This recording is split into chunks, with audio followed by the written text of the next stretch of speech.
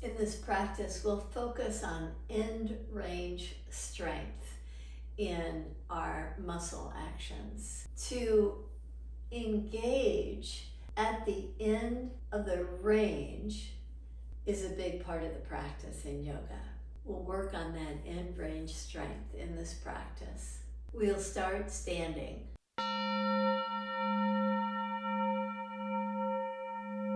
You may want to use blocks during this practice, but you won't necessarily need them. Hip mobility, hip flexion in particular, allows you to take the knee up in a certain range, and that could be it for you. But if you use your hands, that takes you a little bit deeper. And can you hold the knee up now that you've used your hands to help you? Can you hold it there? That's focusing on end range strength. So you find out how active the muscle action is through mobility. You allow the hands to help you in passive strength. Try to hold it, and that is the end range strength. So let's try that. Standing in Tadasana with your feet parallel. Just lift up the right knee. Take all the weight in the left leg. See how far you can take the knee up. Take your hands at the knee. Lift up a little bit higher. And see if you can hold the knee in that position.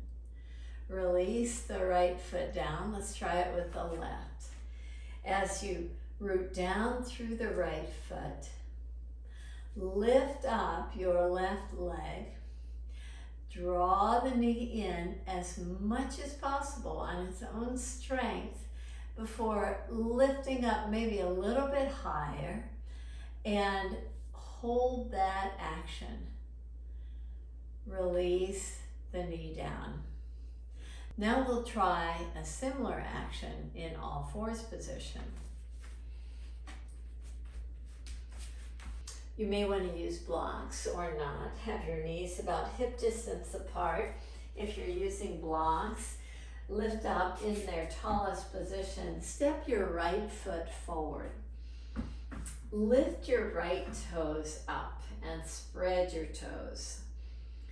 So you are working with the floor to get very active engagement. You're pressing the heel into the floor. You're pulling from the heel to the pelvis. That is enabling a nice elongation of the hamstrings while still engaging the front part of the leg. Now, as you draw your heart down, you're using gravity to help you out, and you're going to a range that is assisted. This end range action where you're engaging while still stretching the muscle is the point of our practice today. And release the right foot. Try that with the left foot. So if the left leg was just hanging out, you do have gravity helping you out. But see now if you can get a little bit more engagement. Draw the toes toward your knees. Press the heel down more.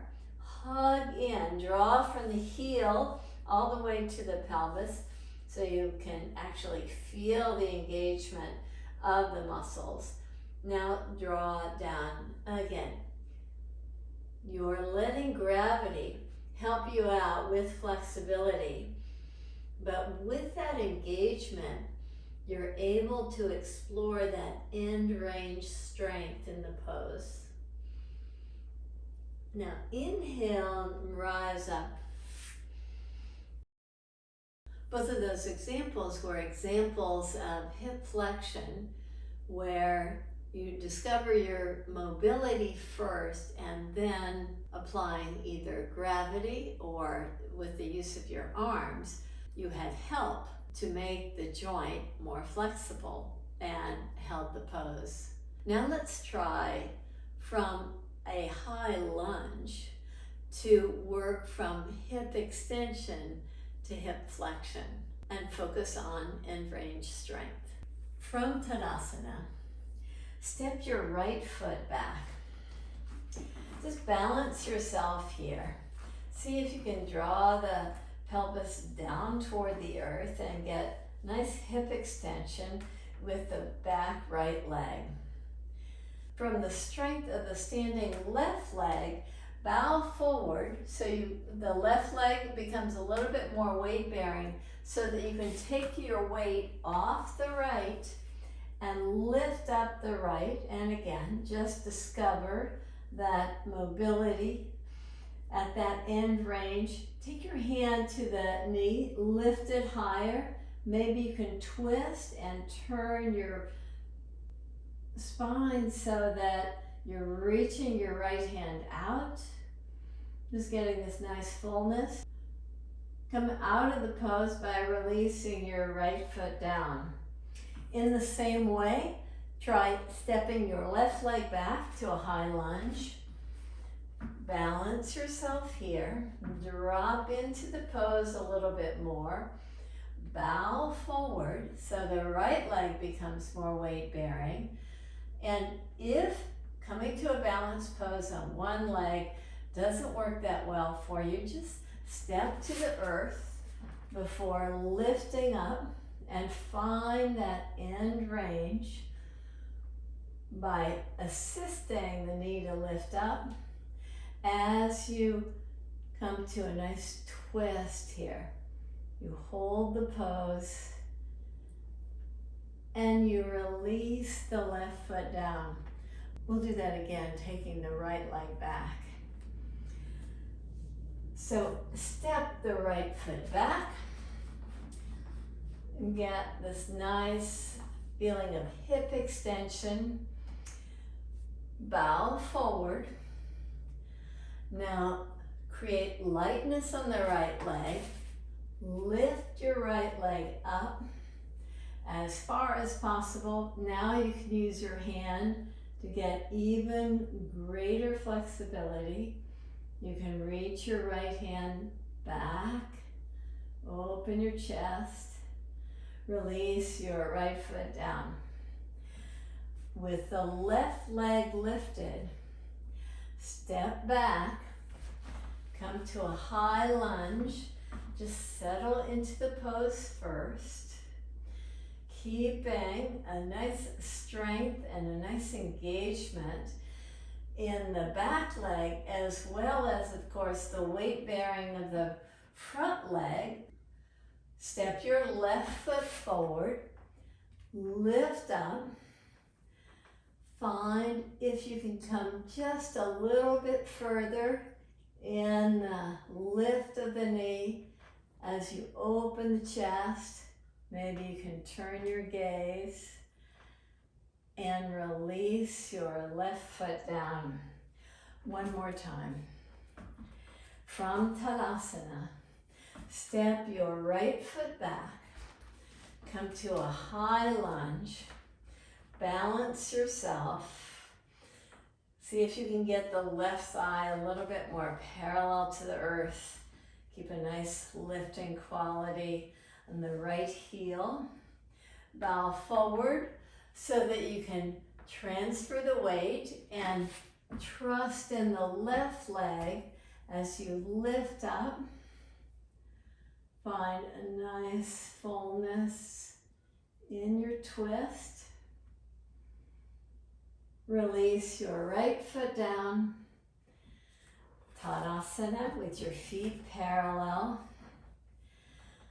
Draw your left knee up and reach it back.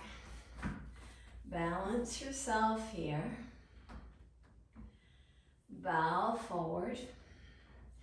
Step the back foot forward. Rise up. And again, see if you can get the knee as high as possible, maybe even higher with the help of the hand. Come to a standing twist. Release your left foot down. Now we'll come to all fours position. From all fours position, Extend your right leg out. Lift your left arm forward. Draw from the navel back to the spine to get fullness. Release your left hand down, your right knee down. Reach your left leg back. Take your right arm forward. Find fullness in the back body. Release down.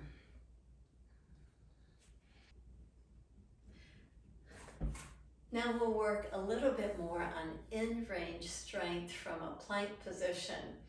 But in this bird dog pose that we just did, if you find that the plank position is not working for you, go to that position and see if you can get just a little bit more flexibility in the shoulder and the hip. Let's start from all fours position. Those of us coming to a plank position, step back. Now reach your right arm forward, reach your left leg back, release your right hand down, reach your left arm forward, your right leg lifts up, release down, take your right arm forward, take your left leg up, maybe higher, release down, take your left arm forward, your right leg up, release down. Last time. Take your right arm forward, left leg up and down, left arm forward, right leg lifts and down. Come to all fours position. If you'd like to use blocks, let's try that in the runner's lunge or ardha hanumanasana. Step your right foot forward. And again, to really engage in this pose. The foot just could go passive and you could let gravity help take you into the pose. But we're working on the end range strength in this practice. So lift your toes up, spread your toes, drill your heel in toward the floor and pull toward your pelvis to come down into a forward fold. Inhale, rise up. Do that 2 more times, very slowly. Engage the front leg, the right leg, spread the toes, drill in toward the earth. Pull from the heel to the pelvis. Draw down, maybe a little bit further. Inhale, rise up. And 1 more time, keeping the strong action of the leg. Pull from the heel to the pelvis. Draw down. Inhale, rise up. Step your right foot back, the left foot forward. And again, first just feel what a very passive leg is like. Now engage. Spread your toes. Draw the toes toward your knee. Drill the heel down and pull it from the heel all the way back toward the pelvis. And on the exhale breath, draw down. On the inhale breath, rise up. Very slow and easeful action. Exhale breath, draw down. Inhale breath, slowly rise up. Keep that strong engagement. You're pressing the heel down, you're pulling from the heel to the pelvis. Exhale, draw down. Inhale, rise up. Come to lie on your back.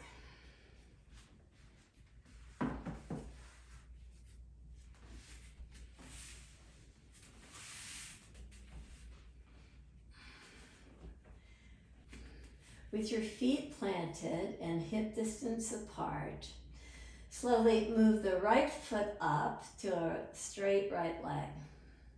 And just notice how high you can lift the heel, how you can spread the toes, you can engage more.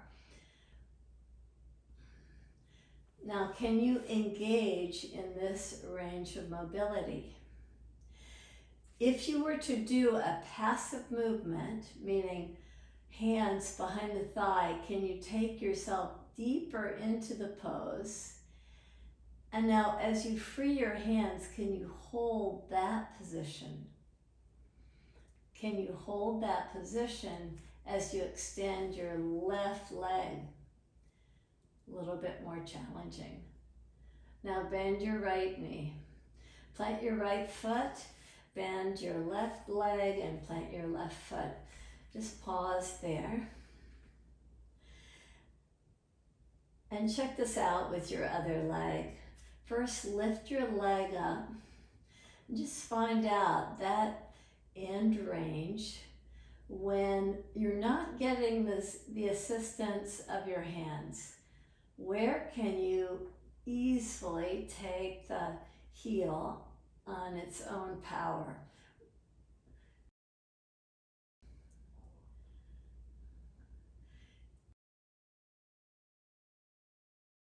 Relying on hip mobility. Now interlace your fingers behind the thigh and just take your foot just a little bit further. Stretch the hamstrings a little bit more. So now you're finding a new end range, and can you gain strength in that? When you release your hands to the side, can you try to hold that foot in that position? And can you hold that as you extend the right leg? So it's a very active pose you're doing. You're working at strengthening the end range of the hip action. You can release now the foot down. And stretch your legs out. And relax your legs, relax your arms. And just find a nice ease in your breath. A softness in your facial muscles.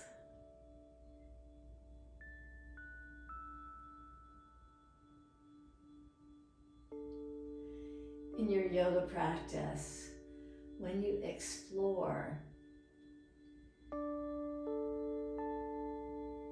the differences between the right side and the left side, the flexion of a joint versus the extension of the joint, the strength that you can have in these end range motions.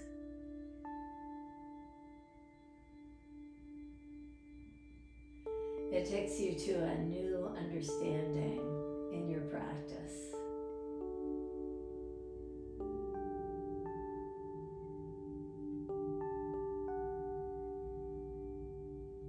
As you assimilate all of those things that you've learned,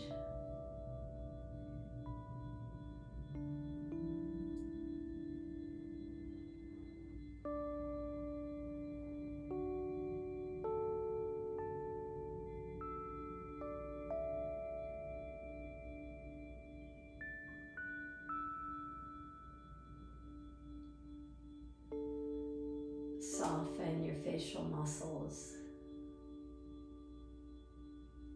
Allow your arms and your legs to be very heavy.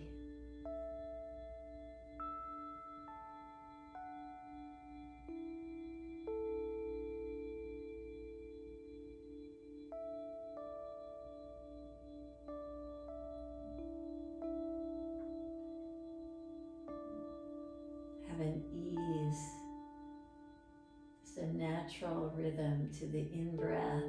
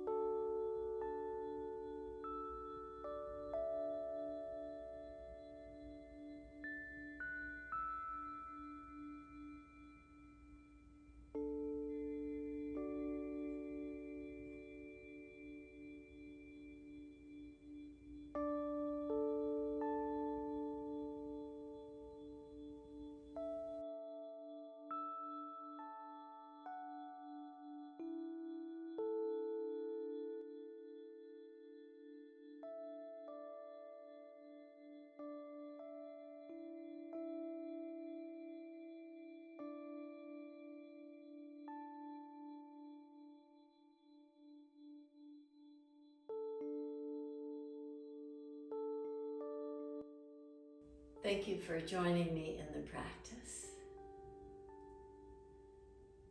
Enjoy Savasana. Namaste.